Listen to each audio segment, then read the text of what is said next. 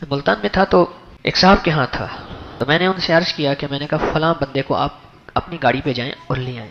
میں نے انہیں فون کیا، میں نے کہا میں سواری بھجوا دیتا ہوں، آپ آ جائیے۔ قدرتی ان کے پاس ایک بندہ پہلے سے بیٹھا ہوا تھا، اس نے کہا نا کہ میں جا رہا ہوں، کہاں جا رہے ہیں؟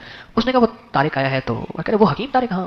اوہو میں تو خود اس سے ملنا چاہتا ہوں، ساتھ آ گیا۔ تو انہوں نے کہا بات کر لی، کہنے جی آپ کا بڑا شیدائی ہے، ملنا چاہتا ہے۔ میں نے کہا کیا آپ فرمائیے، بات کیجیے۔ تو مجھ سے کہنے لگے کہ بس یوں سمجھ لیں کہ جس طرح میرا باپ مہاجر آیا تھا، ہم فلاں جگہ سے آئے تھے، آج میں وہی مہاجر ہوں، لٹا پٹا، میرے پاس کچھ بھی نہیں ہے، جبکہ میرے والد کے پاس سب کچھ تھا۔ بے ساختہ میرے منہ سے نکلا کہ والد کے پاس جو سب کچھ تھا، کیا اس نے رائٹ حق کی بنیاد پہ لیا تھا؟ جب میں نے یہ کہا نا تو کہنے لگا ہاں۔ میں کہ نہیں، آپ کی ہاں میں مجھے کھوکھلا پن محسوس ہو رہا ہے، مجھے اندھیرے میں رکھ کے آپ نفع نہیں پا سکتے، اجالا نہیں کر سکتے۔ کہنے لگے نہیں، والد صاحب کچھ معاملات کو جانتے تھے، اس طرح کے دفاتر کے، تحصیل کے، کچہریوں کے، انہوں نے بہت چیزیں لی تھیں، آج ہمارے پاس کچھ بھی نہیں ہے، اور فقر ہے اور فقر ہے، بہن بھائیوں نے ایک دوسرے پہ مقدمے کیے ہوئے ہیں اور ہم ایک دوسرے کے خون کے پیاسے ہیں۔ میں نے ایک واقعہ سنا ہے، امام محمد صاحبین، امام محمد اور امام یوسف، امام اعظم ابو حنیفہ رحمۃ اللہ علیہ کے دو شاگرد تھے، اور ان کی رائے ہی اس وقت پوری دنیا میں جو دین کا نظام چل رہا، اللہ نے ان کو ذریعہ بنایا۔ امام محمد سے کسی نے سوال کیا کہ آپ نے اتنی کتابیں لکھی ہیں اور اپنے استاد کے علم کو اتنا پھیلایا ہے کہ اونٹ کے اونٹ بھر جاتے ہیں، اپنے تصوف میں کوئی کتاب نہیں لکھی۔ جواب سنیے، کمال جواب ہے۔ قدرتی یہ حوالہ مجھے وہیں یاد آیا، ایک بے ساختہ کہنے لگا میں نے کتاب البیع لکھی ہے، بیع، بے یہ واو عین بیع بنے گی، کتاب البیع لکھی تو ہے تصوف پہ۔ اس نے کہا وہ تو لین دین کی، بے کی کتاب ہے۔ کہہ رہے سارا تصوف انسان کے معاملات میں پڑا ہوا ہے، کتاب البیع لکھی تو ہے، لین دین، معاملات، معاشرت۔ میں نے اپنی دوائی کے اوپر لکھ دیا یہ فائدے، یہ فائدے، یہ فائدے، یہ فائدے، اس کے اندر وہ فائدے ہیں ہی نہیں۔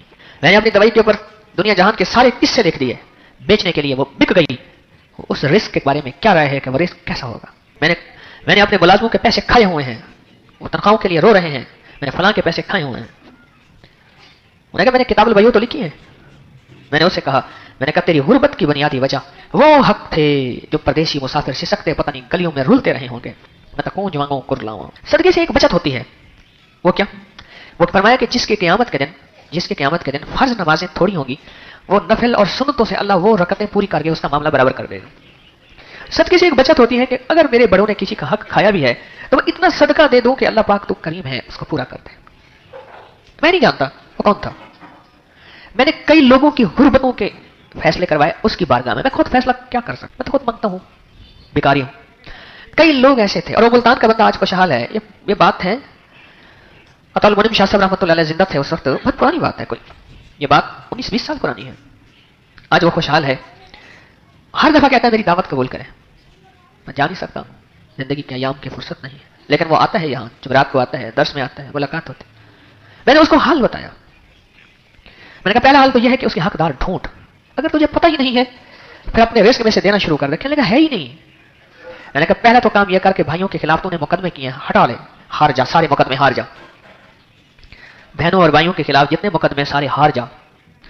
کہنے لگا رسوا ہو جاؤں گا میں کہ اسی میں عزتیں ملیں گی، پہلے مقدمے ہار جا سارے، اپنے بھائیوں اور بہنوں اور رشتہ داروں۔ اگر بات کرنی ہے، وہ جو شخصیت تھی وہ بڑی وزندار تھی، وہ کہنے لگے دیکھ اتنے عرصے سے تو ان کے ساتھ ملاقات کی کوشش کر رہا ہے، اچھا وہ بھی ان کے معاملات کو جانتے تھے، کہنے مان جاؤ، اندھوں کے مان جا۔ کہنے لگا ہو گیا۔ میں نے کہا ان سے حق کا مطالبہ چھوڑ دے، ہو گیا۔ اور میں نے کہا جتنا ہے اس میں سے اللہ کو دینا شروع کر دے۔ ارے ہے ہی نہیں۔ میں نے کہا تو اگر ایک روٹی کھاتا ہے اس میں سے آدھی روٹی تو بچا سکتا ہے، چوتھائی بچا سکتا ہے، اس چوتھائی روٹی کو اللہ کے لیے دینا شروع کر دے۔ بڑا قریب ہے، دلوں کے بھیدوں کو خوب جانے۔ ایک بات میں آپ کو اکثر کہا کرتا ہوں، عرض کرتا ہوں، میں نے کبھی دینے والے کو لٹتے نہیں دیکھا، لینے والوں کو کبھی پلتے نہیں دیکھا۔ اور ایک بات اکثر عرض کیا کرتا ہوں، جو لوگوں کی جیبوں سے تو نکالے گا وہ تیری جیب میں رہ نہیں سکتا، جو اللہ کے خزانے سے لے گا وہ تیری جیب سے جا نہیں سکتا، جو اللہ کے خزانے سے لے گا وہ تیری جیب سے جا نہیں سکتا۔ آج وہ خوشحال ہے، ملتان کا وہ شخص رودکی ہے، بڑا خوشحال ہے۔ کہتے جی مجھے تو آپ نے معاملات کی سچائی سکھا دی ہے، اسی میں رب نے برکت دے دی ہے، اسی میں رب نے برکت دی۔ ایک اور واقعہ سنا، ملتان ہی کا یاد آیا۔ میں ملتان میں ایک جگہ ہے ہنو کا چھجا، ہنومان سے ہے، وہاں ہندو کے مقدس لوگ رہتے تھے پہلے، मुकद्दस लोग से मुराद बड़े बड़े उनके पादरी पंडित बड़े बड़े लोग यानी बड़े रहते थे। एक तारीख थी, हन्नू उसको कहते थे, जो हनुमान के खास मानने वाले थे। मैं वहां गया, फिर वो चले गए तो महाजर लोग वहां आ गए, अब वही मुकीम है। अंदर भूल भुलैया हैं गलियों में, ऐसी अजीबोगरीब गलियां, तंग सी, बड़े बड़े मकान पुरानी तर्ज के बने हुए। एक घर में मुझे ले गए एक साहब, ये भी उन्हीं अयाम की बात है। कहने लगे ये जगह ऐसी है यहां कोई सो नहीं सकता, या उसकी चारपाई पलट दी जाती है या उसको जगा दिया जाता है। अगर वो ज्यादा ही ताकतवर तगड़ा बने तो उसका पाँव ऐसे अंदाज से मरोड़ा जाता है, कहीं की हड्डियां टूट गई, कहीं के पाँव निकल आए, फिर हमने उसको मालिशें करवाई, पहलवान से पाँव डलवाया, प्लस्तर लगवाए, ये वाकयात हैं। और हम यहाँ चिराग जलाते हैं, अगरबत्ती जलाते हैं, मैंने देखा जगह बनी हुई थी, खुशबू लगाते हैं। अब हमने यहाँ सोना ही छोड़ दिया। अच्छा, मैंने उससे अर्ज किया, उनका बेटा था माशाल्लाह, उसके अंदर सालिहियत थी। मैंने कहा आप ऐसा करें, इस बेटे को मैं अल्लाह का नाम देता हूँ, एक पढ़ेगा ना तो इलाज खुद इस पर खुल जाएगा, खुद इस पर इलाज खुल जाएगा, इलाज इस पर खुल जाएगा। और हाँ, यह भी बताया कि हमारे घर में लोग कहते हैं घर बदल दो, वीरानी है, बर्बादी है, परेशानी है, मुश्किलात हैं, हमारी मौतें बहुत वाक़ई हुई, हमारे मसाइल, हमारी उलझने, कारोबार, हत्ता कि यहाँ तक कि जिस बंदे के साथ हम कारोबार करें वो खुद बर्बाद हो जाता है। हमारे बारे में यहाँ तक मशहूर हो गया। मैंने उस बंदे को अमल दिया। मैंने कहा मेरा विजदान गुमान कहता है इस कमरे में कोई कत्ल हुआ है, कुछ भी नहीं हुआ। मैं भूल भी सकता हूँ, गैब का इल्म तो मेरे पास है ही नहीं, अल्लाह ही जाने गैब का इल्म में तो मेरी बातें गलत भी हो सकती हैं, मुझे अपनी गलती का एहसास भी है, इदराक भी है।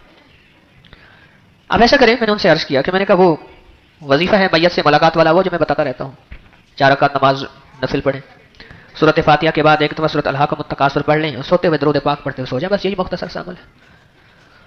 मैंने कहा ये पढ़ो और बहुत कसरत से दरूद पाक का मैंने अर्ज किया। मैंने कहा कोई ना कोई रास्ता निकलेगा, मंजिल निकलेगी, कोई ना कुछ होगा। अच्छा, यकीन जानिए मुझे खुद समझ नहीं आ रही थी कि ये क्या है, कहानी क्या है।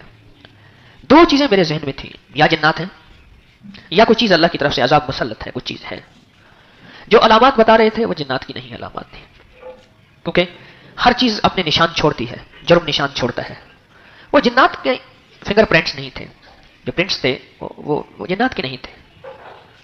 एक मेरा ख्याल था कश्फ तो मुझे होता नहीं, पहुंची सरकार हो नहीं, तो इसलिए कोई दावे भी नहीं है। दूसरा ख्याल यह था कि कोई कत्ल हुआ है और उसके अजाब में अल्लाह पाक ने यह सारा निजाम किया। मैंने कहा आप, कहने लगे मेरे जो दादा थे वो पाकिस्तान बनने से पहले के आ गए थे और यहां रहते थे, और इस तरह किसी हिंदू के साथ उनकी तिजारत थी, ये थी फलां थी, उनके पास मुलाजमत करते थे, और वही हुआ जो सामने आया। मुझे उस जवान ने बताया, अभी भी है, कहने लगे मुझे एक साहब आया और उन्होंने कहा कि मैं हिंदू हूं और तेरे दादा ने मुझे इसी कमरे में दौलत की खातिर कत्ल किया था। और 47 के हंगामे थे, कौन किसी का कत्ल का पूछे, वहां हिंदू को कत्ल करना तो मुबारक अमल था, समझा जाता था। कौन किसी पे मुकदमा करे और कौन किसी को पकड़ दे और क्या करे, बस उसने कत्ल किया और लाश उठा के बाहर फेंक दी। पहले ही कई लाशें पड़ी हुई थी तो उसने भी कर दिया। इसका जज्बा जो कत्ल का था वो ये था कि इसकी चीजों पे मैं कब्जा कर लूं, और कब्जा कर लिया, अपने नाम करा लिया, कई लिख के अंगूठे लगवाए थे, उसके अंगूठे साफ अंगूठे थे, और वो कत्ल के बाद अंगूठे वगैरह हर चीज हो गए थे। और वो दिन है, राज का दिन है, उनकी जिंदगी में सुख का सांस नहीं है, सुख का सुकून नहीं।